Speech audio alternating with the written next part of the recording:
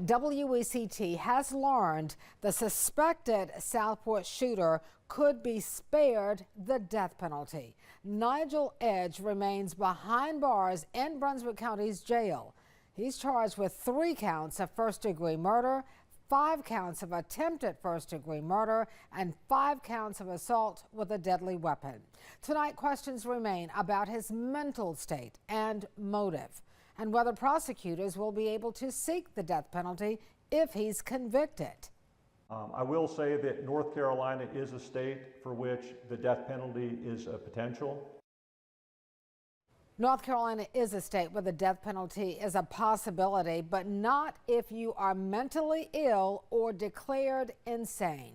WECT's Connor Smith has been looking into this. Connor? Yeah, good evening, Fran. That could apply to Nigel Edge. There hasn't been an execution in North Carolina in nearly 20 years. But David says his office is exploring whether to pursue the death penalty in this case. The question tonight, just how feasible that would be.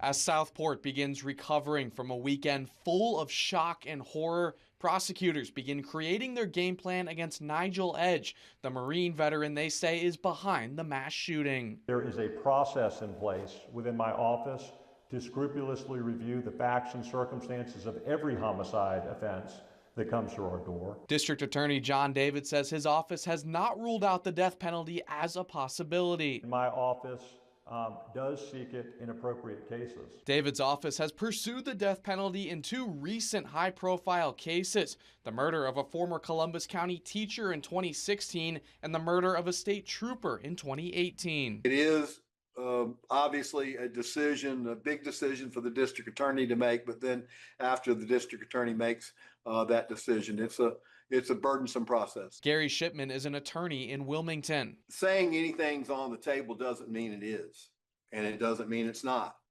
So I fully expect that the elected district attorney of Brunswick County would want to make a popular statement like that immediately after this tragic event. Shipman expects David to make a decision in the next few months. A key factor is whether the court deems Edge mentally competent.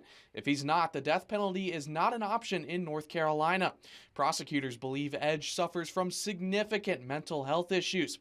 Shipman says Edge's court-appointed attorney will likely ask for a mental evaluation. It's a multi-headed dragon that these lawyers appointed to represent the defendant will be facing, and they've got multiple challenges ahead of them. Shipman says there's a long road ahead with a crime scene so big and a case so high profile, Edge's trial will take years to play out. And that's especially the case if the death penalty stays on the table. We reached out to District Attorney John David for an on-camera interview today, but he declined, saying prosecutors are not allowed to speak on a pending case outside of the courtroom. Fran?